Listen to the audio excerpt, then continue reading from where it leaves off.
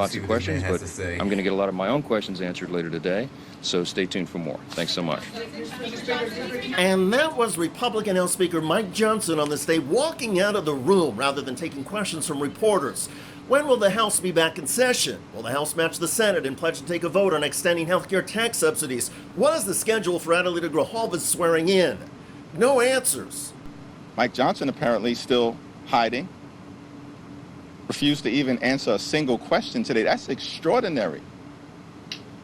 Hello, everybody. David Schuster here. Even pro-Trump Republicans are slamming Speaker Johnson. Mike Lindell's streaming channel, Lindell TV, noted on X, according to House gallery rules, the Speaker is expected to take at least one question. Johnson has never skipped Q&A before. After weeks of daily shutdown updates and follow-up questions, the silence speaks volumes. In the 6 minutes that Speaker Johnson did talk to the press, he noted that the continuing resolution to fund the government includes back pay for federal workers and fully funding food stamps for a year. That measure first has to get through the U.S. Senate. At the very moment that they do that final vote, I will call all House members to return to Washington as quickly as possible. We'll give a 36-hour formal and official notice so that we can vote as soon as possible to pass the amended CR bill and get it to the president's desk. Lawmakers in the House now expect Johnson to bring the chamber back into session as early as Wednesday. Relatedly, House Democrat-elect Adelita Grijalva has been told that Johnson will swear her in before the House vote on the government funding bill. Grijalva is poised to provide the 218 signature needed on a discharge petition that will force a vote on releasing the Epstein files. Under House rules. Here we go again with these Epstein files. How many times are we going to keep bringing up the Epstein files and not releasing the Epstein files? I know he just said they're going to come up with a mandatory vote. It shouldn't be a vote. The Epstein files should be released. I don't understand what's so hard about that. Y'all want to release every other thing. Every other thing is important to y'all, but y'all don't want to release the Epstein files. What is happening? Release the files, guys. We already know it's going to expose so many people that we're not going to be shocked by. But because we already know how the industry is, how these politics is, we already know how they are, and they're scared. But release these files, please. This has been a whole year now. It's crazy, man. Let's go. Rules that vote must happen within 7 legislative days, which means a vote on the Epstein files could come by the end of next week. And it better. In the meantime, many House lawmakers face the same immediate challenges as other Americans. Canceled flights and an air travel mess.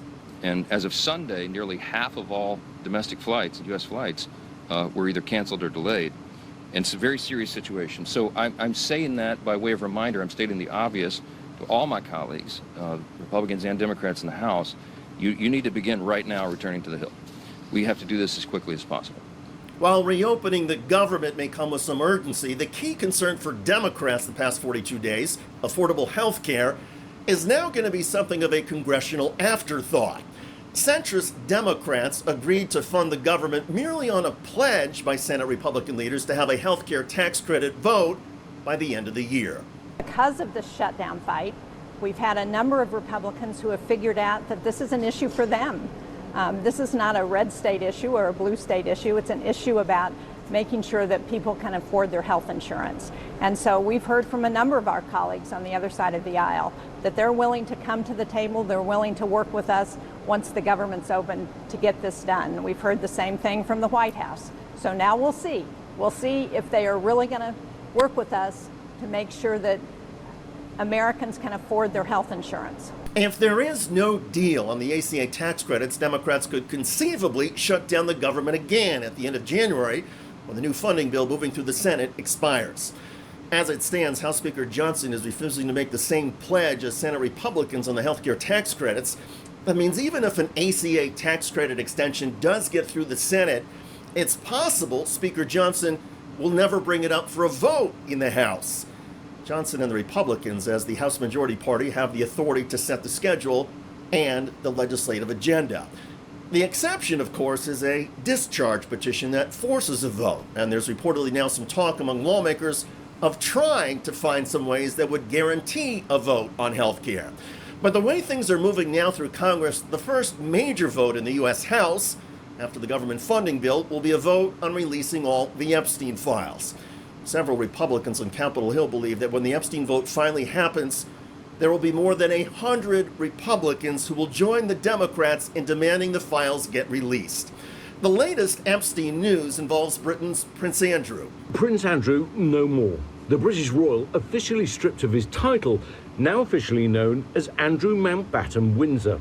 Andrew was recently stripped of his title amidst more allegations about his Epstein activities, including alleged sex with then 17-year-old Virginia Giuffre. It's gonna get really, really bad for these people out here. Really, with a 17-year-old, bro. It's gonna get bad for these people out here, man. I'm not surprised. It's just gonna get real ugly for them. You know what I'm saying? I get it though. I mean, they're gonna make it mandatory for the first step to be the Epstein files. Cool. After that, you need to worry about your citizens. Like give us our food stamps and shit back. We're gonna take our food stamps away before Thanksgiving. That is insane to me. I don't get it. It's crazy. At the time, Donald Trump was best friends with Jeffrey Epstein and was pictured with Prince Andrew. Of course he was. According to documents and reporting, Trump and Epstein referred to themselves as the squad for Andrew. In other words, Trump allegedly worked with Epstein to identify and possibly procure girls for Andrew. Trump has denied ever being friends with Andrew and has denied any wrongdoing with Epstein. Still, Democratic House lawmakers are now pushing for an interview with the former Prince Andrew. We think the former prince actually has a lot of critical information to our investigation here with the Epstein files, obviously the cover-up that's happening at the Department of Justice, and all of the powerful and wealthy men that abused women and children in many cases here in the United States. And these women deserve justice. We think the former prince has critical information, not just about Jeffrey Epstein, but Ghislaine Maxwell, who else was involved, what men, powerful men, were gaining access to Epstein and committing these horrific crimes against these girls and women. We also think he has critical information around the financial crimes and all of the money and the money laundering that was happening going in and out of the United States, in some cases possibly from foreign governments or other powerful men across the world. Under U.S. laws, a foreign national cannot be forced to testify or answer questions to the U.S. Congress. However, friends of Jeffrey Epstein believe that Andrew does have information about Donald Trump and others. Ghislaine Maxwell, Jeffrey Epstein's longtime associate, may also have information about Donald Trump. And as CBS News reports, Ghislaine Maxwell plans to ask Trump to commute prison sentence. You see how that may work? Maxwell will stay silent about Trump if Trump will get her out of prison. However, many congressional Republicans now expect that the truth about Donald Trump is eventually going to emerge, either through witness testimony or files, or photographs and video, or all of that together. Donald Trump is the only person who is close to Jeffrey Epstein who has not yet been humiliated and brought down. And with the clock about to start ticking on an Epstein files vote in the House, several Republicans have said they can no longer afford the political risk of being on the record protecting Donald Trump. So the House vote is not expected to be close. Then, the measure to release the Epstein files will head to the U.S. Senate. Senators in both parties say the vote in that chamber could also be overwhelming to release the files. They say it's a measure of how weakened politically Donald Trump has become and how uncertain all members of Congress have become about what the Epstein-Trump files may reveal. All things Epstein have become politically radioactive for Republicans, prompting even House Speaker Mike Johnson to try and dodge any questions. By the way, the economic questions are also getting more challenging for Republicans now. The latest data shows that Donald Trump has plunged consumer confidence to a record low. Here, take a look here. This is consumer sentiment, their current conditions. Consumer sentiment can be the current conditions or it can be future expectations. We're looking at current conditions. And get this, according to the University of Michigan, we are dealing with the worst ever view of current conditions dating all the way back since 1951. This is record-breaking in the way you don't want to be breaking records. And get this, Kate, it is down 30%. Consumer sentiment of current conditions down 30% from January when Donald Trump took office. Check out that video at the link below. It generated a lot of comments on YouTube. One of the most popular is from Brafley, who wrote, "Completely self-inflicted. Well done." I hear you.